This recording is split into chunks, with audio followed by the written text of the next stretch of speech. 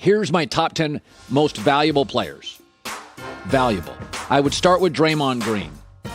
He is, after Steph Curry, he's the heart and soul of this franchise for 10 years. He always shoots well in the playoffs. He's shooting almost 55%. And they've outscored opponents by 70 points when he's on the floor and been outscored significantly. Go ahead, push it. When he's not. So Draymond Green, 10. Number 9, Jimmy Butler. Now, Jimmy's a great athlete, and he tends to be a very good postseason player. Like, he steps his game up in the playoffs, which I love. He outscored Trae Young in that series. He's an athlete more than a closer. You could even see last night. He's a guy I think you can build a culture around because he's so committed to defense. He's so committed to playing hard every night. So Jimmy Butler, number 9. I would say Devin Booker is 8, a better offensive player than Jimmy Butler, and he's averaging almost 25 a night. You saw how valuable he was in the playoffs when he was gone for a couple games. He's their get-a-bucket guy. This is the simplest way to put it. They're 52-10 when Chris Paul and Devin Booker play. So when these guys are both hitting their shots, this backcourt is lethal. You get the athletic 2, you get the feisty IQ 1, the mid-range guy, Devin Booker, at 8. Number 7 would be Luka. I think he's a defensive liability. His fourth quarter success can dip like last night. But he is, on any given night, the great scorer in the league. You can't stop him. There's a Harden quality. He's a bigger, stronger Harden that he can get 45 points a night, and it doesn't feel like it's that strenuous. So, he's averaging also 4 made threes per playoff game. That is a ton. Number 6, I'd rate him higher, Ja Morant, because I think he maintains his energy throughout. And he also leads all remaining players in clutch scoring. That is I don't have the numbers in front of me. I got to believe that's a very rare accomplishment for a player this young to lead the playoffs in clutch scoring. He also is a very good rebounder. When he came into the league, I said he's Westbrook, but a more self-aware player and a much better facilitator. He's averaging 8 assists in 7 straight playoff games. So I do worry about his sustainability because he's 174 pounds and he finishes too often, in my opinion, at the rim. But I'd put him 6. I would put Jayson Tatum 5, much better defensive wing. He's really built himself into a great defensive player on the wing. He outplayed KD in that series. Second most points scored in NBA history by a player before he turned 23. He was friends with Kobe. He practiced with Kobe. Kobe kind of monitored him and mentored him.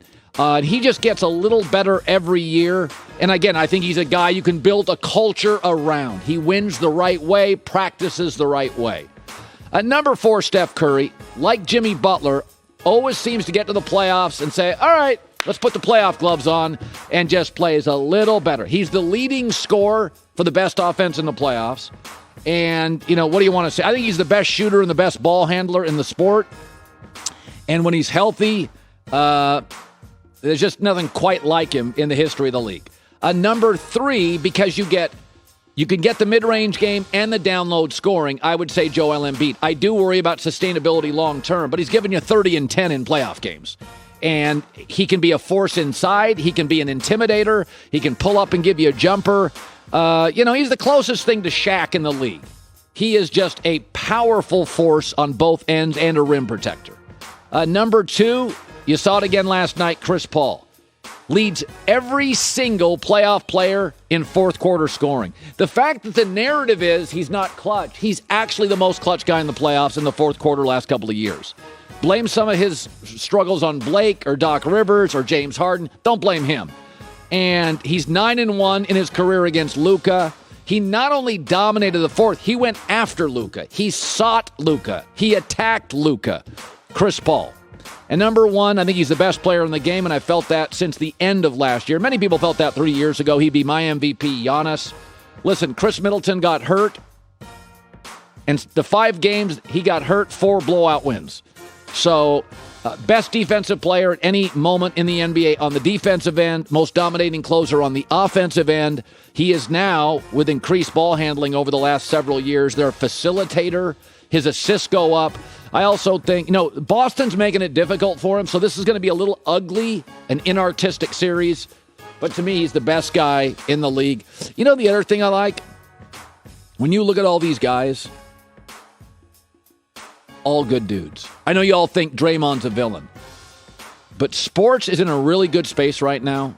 Now, Luka he gets feisty with refs, with a fan last night.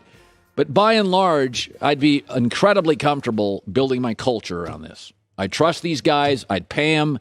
If I was an apparel company, I'd have them as endorsers. I'm not going to get in trouble. These are really smart, high IQ, self-aware. Most of these guys, Luka's so young, he's kind of figuring things out. Right now, Luka doesn't pace himself quite like Chris Paul does, whereas he gets 3 points. Chris Paul's scoring in the playoffs. 3 points in the first quarter, 5 in the second, third, and then 10 in the fourth. Like Chris has been playing this game so long. There was a break last night for Phoenix. There was a fast break opportunity, and Chris just said, no, I'm just going to play at my own pace. He completely controls the tempo of the game. Like nobody does it like Chris Paul. Hi, everybody. Thanks for watching. Subscribe here to get the latest from the show. Also, be sure to check out more of the best clips from The Herd or go watch a few segments from other shows on FS1.